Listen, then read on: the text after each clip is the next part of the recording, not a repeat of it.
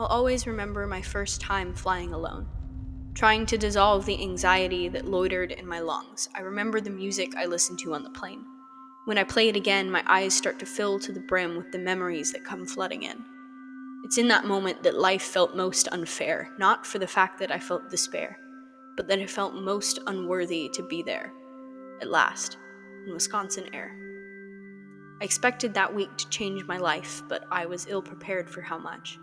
Sitting with marvelous anticipation in my window seat, watching the familiar peaks fade from sight. I was still struggling to make sense of this unlikely turn of events. Since middle school, I've wondered how any of this could stick. My grandparents' neighborhood, overlooking the Olympics as I set shoes to pavement, I found a new podcast to listen to and, consequently, best friends.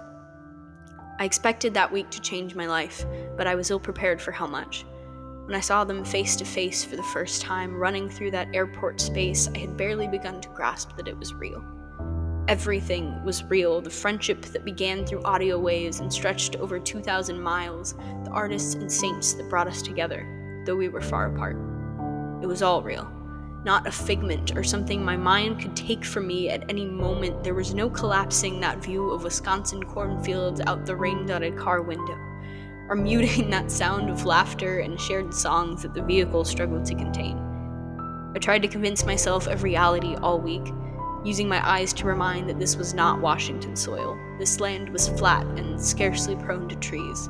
Wisconsin was no Northwest beauty. But the state quickly became a second home, not for the view of Devil's Lake from an unconventional uphill climb, or even the thunderstorms that lit up the entire sky with dancing bolts of light the night we all cried inside the church by the highway, but for the people I loved that were familiar with Janesville roads, the people inside Faith's stores that cried with me as the rain soaked the soil and reminded me of my first home. Everything was worth it. With no doubt in my mind, the lack of sleep, the introverted sighs, the plane ticket price, and the farewell tears in my eyes. Looking back with a selective soundtrack, I wish I would have stayed up longer each night, soaking up every last drop of time before I had to return with extra luggage under my eyes. I still carry with me the memories I managed to collect, daily drawing them to the front of my mind, doing my best not to cry when their smiles remind me that I'm blessed beyond measure. For no other place do I have such vivid thoughts. So let me return to that one surreal spot, that airport sidewalk.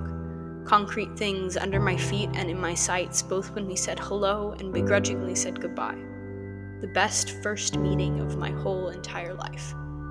I expected that week to change my life, but I was ill prepared for how much.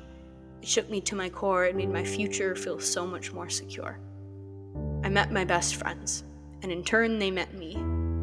Washington's waiting for them this summer. I can't wait to see their faces on a backdrop of evergreen.